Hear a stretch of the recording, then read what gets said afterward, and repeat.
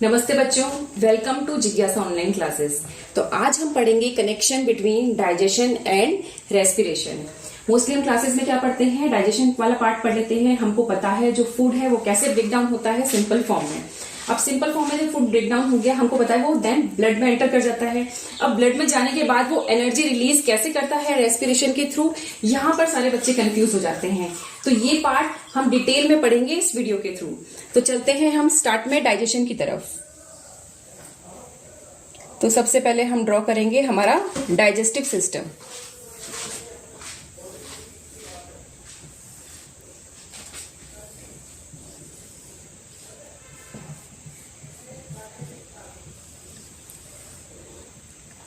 अब यहां पर हम देख सकते हैं, यहां पर दो पाइप हैं। जो आगे वाला पाइप है that is known as trachea या विंड पाइप, जहां पर एयर एंटर करती है। जो पीछे वाला पाइप है that is known as food pipe, जिसमें फूड एंटर करता है। इसे ईसोफेगस भी बोलते हैं। तो ये ईसोफेगस है। देन ईसोफेगस एंटर कर जाता है कहाँ, हमारे स्टमक में। स्टमक से देन स्मॉल इंटेस्टाइन में। अब स्मॉल इंटेस्टाइन में क्या होता है, डाइजेशन के बाद एब्जॉर्प्शन होता है, यानी जो फूड सिंपलर फॉर्म में टूट गया था वो हमारे ब्लड में एंटर हो जाता है। अब देखिए, हमारा जो फूड था उसमें मेनली 3 कंपोनेंट्स हैं, कार्बोहाइड्रेट, प्रोटीन और फैट। कार्बोहाइड्रेट वाला पार्ट क्या देता है, हमको एनर्जी देता है। प्रोटीन क्या है, बॉडी बिल्डिंग है। दैट मीन्स प्रोटीन क्या कर रही है, ये ग्रोथ में काम आ रही है हमारी। फैट क्या है, फैट हमारी बॉडी में अलग अलग जगह डिपॉजिट हो जाता है, इंसुलेशन का काम करता है। इन केस कार्बोहाइड्रेट अगर हमारे खत्म हो जाता है बॉडी में, तब क्या करता है, फैट एनर्जी देना स्टार्ट कर देता है। ठीक है, तो अब हम यहां पर पढ़ रहे हैं कि कार्बोहाइड्रेट से एनर्जी कैसे रिलीज होती है रेस्पिरेशन के थ्रू। अब देखिए, जो हमारी स्मॉल इंटेस्टाइन है, यहां पर कार्बोहाइड्रेट क्या होता है, सिंपल फॉर्म में टूट जाता है। सिंपल फॉर्म कौन सी होती है कार्बोहाइड्रेट की, ग्लूकोज। तो ग्लूकोज में कन्वर्ट हो गया। अब ये ग्लूकोज एंटर होगा हमारे ब्लड में। तो चलिए ब्लड बना देते हैं हम। रेड कलर का होता है ब्लड, तो हमने इसको रेड कलर से शो कर दिया है। अब ये जो ग्लूकोज है इसको हम ऑरेंज से शो कर देते हैं। चलिए, ग्लूकोज है, एंटर हो गया कहां पर, हमारे ब्लड में। ब्लड में एंटर होने, ब्लड में एब्जॉर्ब होने के बाद ग्लूकोज कहां ट्रांसपोर्ट किया जाता है, हमारी पूरी बॉडी किससे बनी होती है, सेल से बनी होती है। और हर सेल को जिंदा रहने के लिए क्या चाहिए, एनर्जी की रिक्वायरमेंट है। तो हम यहां पर एक सिंगल सेल अभी बना रहे हैं। एक सिंगल सेल के अंदर एनर्जी कैसे रिलीज होती है। अब देखिए, इस सेल को भूख लगी है, जैसे हमको भूख लगी होती है। क्यों, क्योंकि इसको एनर्जी की रिक्वायरमेंट है। अब इस सेल को खाना चाहिए। तो जैसे हमको भूख लगती है तो हम अपनी सब्जी लेने मार्केट में जाते हैं। जैसे मानिए हमारी सब्जी आलू लेके आए मार्केट से, वैसे ही सेल बहुत भूखी है, इसको भी आलू चाहिए। तो ग्लूकोज समझ लो इसका आलू है, यानी इसकी रॉ मटेरियल है जिससे ये एनर्जी बनाएगा, रिलीज करेगा। तो ये ग्लूकोज है, फाइनली ट्रेवल करके कहां जाएगा, सेल के अंदर एंटर करेगा। ये ग्लूकोज है, आलू है। ठीक है, अब ये ग्लूकोज ने एंटर कर दिया हमारे सेल के अंदर। सेल के कौन से पार्ट में, सेल के साइटोप्लाज्म में। ये जो सेल है इसका पूरा अंदर का पोर्शन साइटोप्लाज्म कहलाता है। तो साइटोप्लाज्म समझ लो एक सेल के रूम की तरह बिहेव कर रहा है। कमरा है, कमरे में बाहर से शॉपिंग करी इसने, और यहाँ पर आ गया, क्या आ गया, आलू आ गया। देखो, सेल का पड़ोसी कौन सा था, ब्लड। ब्लड जो है पूरी बॉडी में सर्कुलेट करता है। तो सेल के सबसे नजदीक में क्या है, ब्लड।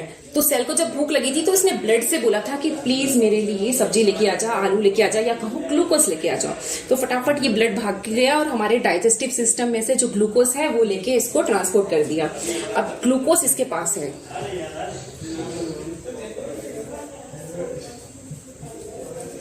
ग्लूकोज, अब ये ग्लूकोज सेल के साइटोप्लाज्म, ये पूरा क्या है, सेल का क्या है, साइटोप्लाज्म।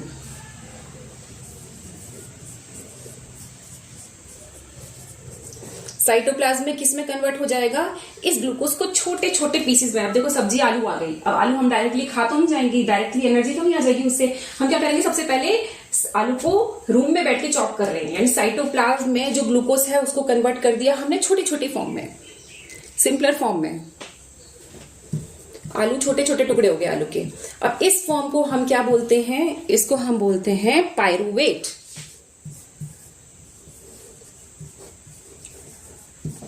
अब कुछ बच्चों को ना भूख लग जाती है बीच में ही, बहुत तेज भूख लग रही है, खाना अभी बन नहीं पाया, तो क्या करते हैं जब मम्मी चॉपिंग करती हैं, सब्जी काटती हैं, तो वो उसी टाइम थोड़ी सी सब्जी कच्ची सब्जी खा जाते हैं।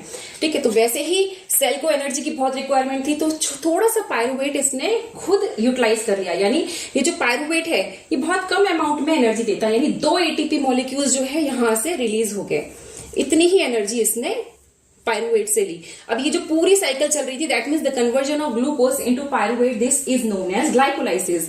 ये ग्लाइकोलाइसिस की साइकिल कहलाती है। ग्लाइको मतलब होता है ग्लूकोज, लाइसिस मतलब होता है तोड़ना, यानी ग्लूकोज का ब्रेक डाउन करना छोटी छोटी फॉर्म में इज नोन एज ग्लाइकोलाइसिस। तो ग्लाइकोलाइसिस में 2 एटीपी रिलीज होते हैं। अब देखिए सब्जी कट गई, अब सब्जी कटने के बाद क्या करना है, जब हम कच्ची सब्जी खाने जाएंगे उसको हमको पकाना है। तो सब्जी पकाने के लिए हम आलू कहाँ लेके जाएंगे, किचन के अंदर लेके जाएंगे। तो जो सेल की जो किचन होती है उसको बोलते हैं माइटोकॉन्ड्रिया, ये सेल की किचन है। दैट अब ये पायरुवेट कहाँ एंटर करेंगे, ये सेल की किचन में, दैट मीन्स माइटोकॉन्ड्रिया के अंदर छोटे छोटे पीसेस पायरुवेट ने एंटर कर लिया। अब हम इसको किचन बोल रहे हैं, बुक में इसको power house of the cell बोला जाता है, क्योंकि सारी पावर जो है हमें माइटोकॉन्ड्रिया से मिलेगी एटीपी के थ्रू, इसलिए कहते हैं माइटोकॉन्ड्रिया क्या है, power house of the cell. अब देखिए ये सब्जी आ गई, अब सब्जी को हमें पकाना है तो हमको गैस की रिक्वायरमेंट होती है, तो हम कौन सी गैस यूज करते हैं, एलपीजी। वैसे ही सेल को भी गैस की रिक्वायरमेंट है, लेकिन इसको एलपीजी की नहीं, ये अपना खाना पकाने के लिए इसको क्या चाहिए, ऑक्सीजन चाहिए, O2 चाहिए। अब देखिए सेल, देखिए पहले इसने ग्लूकोज से क्या पहले इस सेल ने ब्लड से क्या मांगा, खाना दे दे मेरे को, सब्जी दे दे, दैट मीन्स ग्लूकोज दे दे। अब ये फिर से पड़ोसी के पास चली आती है, भाई तू तो घूमता ही रहता है पूरी बॉडी में, तो ऐसा कर जा ही रहा है तू रेस्पिरेटरी सिस्टम में वहां पर होगा, तो वहां पे लंग्स होंगे, तो लंग्स से ऐसा कर मेरे लिए ऑक्सीजन दे दे, मुझे खाना बनाना है। ब्लड बोलता है चल ठीक है, मैं तो जा ही रहा हूं वहां पर, तो तुमको ऑक्सीजन लाके दे देता हूं। अब ये ब्लड भागा भागा भागा जाता है हमारे कहां पर, रेस्पिरेटरी सिस्टम के पास, दैट मीन्स लंग्स के पास जाएगा।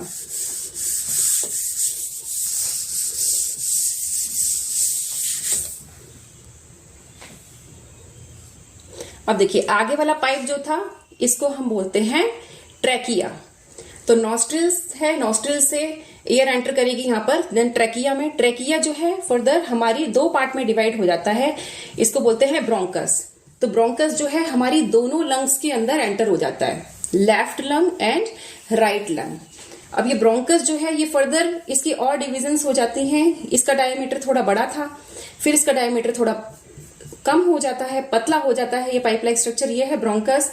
देन ये प्राइमरी ब्रोंकस भी बोलते हैं इसको, ये secondary bronchus, then secondary bronchus further divided into 2 parts, इसको बोलते हैं टर्शियरी ब्रोंकस। अब टर्शियरी ब्रोंकस के बाद ये और पाइप पतला हो जाता है, डायमीटर और कम हो जाता है, that is known as bronchioles.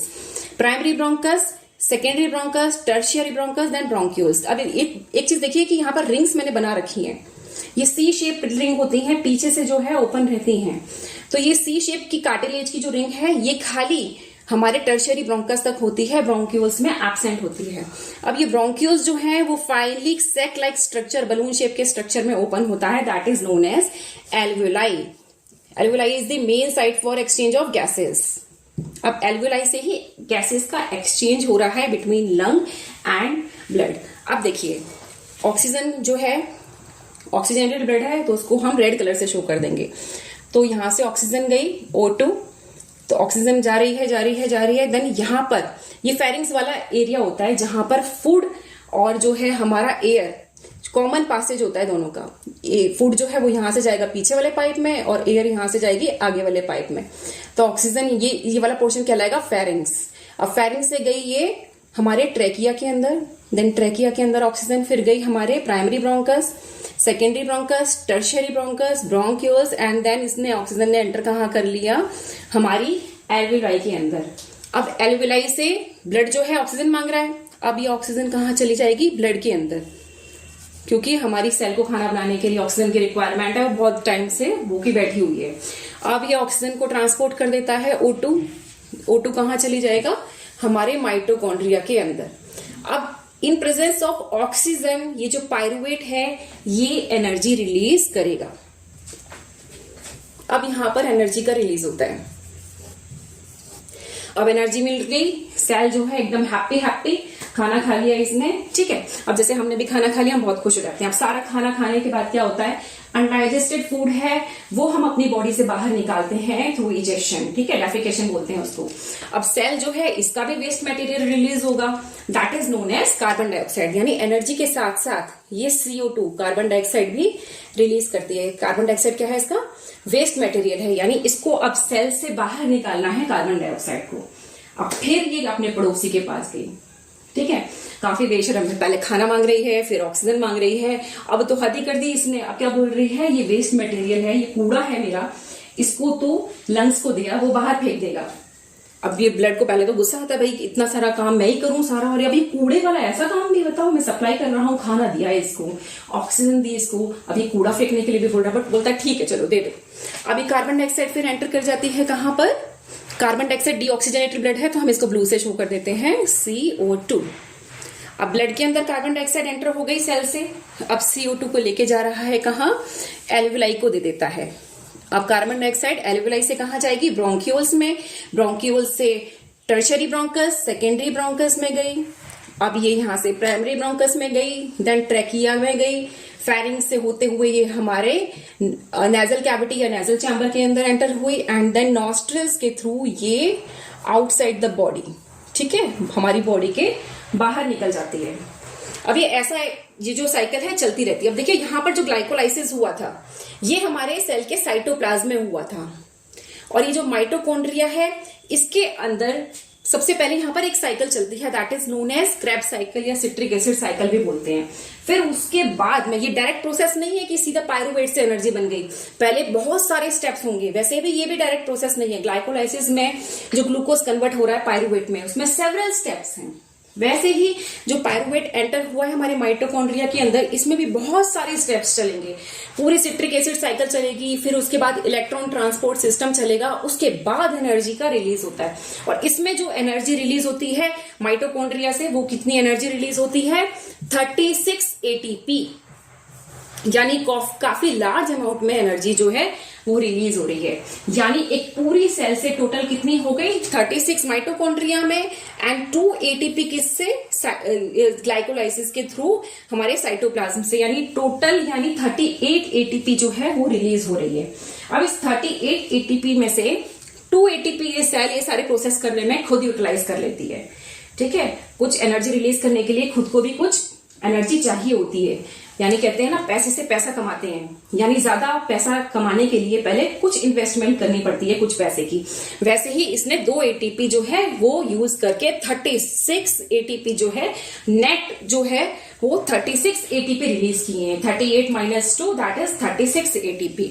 तो ये पूरा प्रोसेस हमको क्लियर हो गया, कैसे जो था फूड जो है स्मॉल कंपोनेंट्स में टूटा, वो ग्लूकोज कैसे एंटर किया ब्लड में, देन सेल के पास पहुंचा, देन कन्वर्ट हो गया पायरुवेट में, साइटोप्लाज्म में, that is known as glycolysis. फिर पायरुवेट जो है वो माइटोकॉन्ड्रिया के अंदर एंटर हुआ और ऑक्सीजन की प्रेजेंस में एनर्जी रिलीज करी। अब ये देखिए माइटोकॉन्ड्रिया के अंदर ऑक्सीजन की प्रेजेंस में एनर्जी रिलीज हुई थी, जबकि जो 2 ATP जो साइटोप्लाज्म में ग्लाइकोलाइसिस के थ्रू रिलीज हुए थे वो ऑक्सीजन की एब्सेंस में हुए थे। यानी ऑक्सीजन नहीं होगी तो बहुत कम अमाउंट में एनर्जी रिलीज होगी, ऑक्सीजन की प्रेजेंस में बहुत लार्ज अमाउंट में एनर्जी रिलीज होगी। तो ये साइकिल इसी तरह चलती रहती है। आई होप आपको अच्छा लगा होगा वीडियो, तो अच्छा लगा हो तो please like and subscribe. Thank you.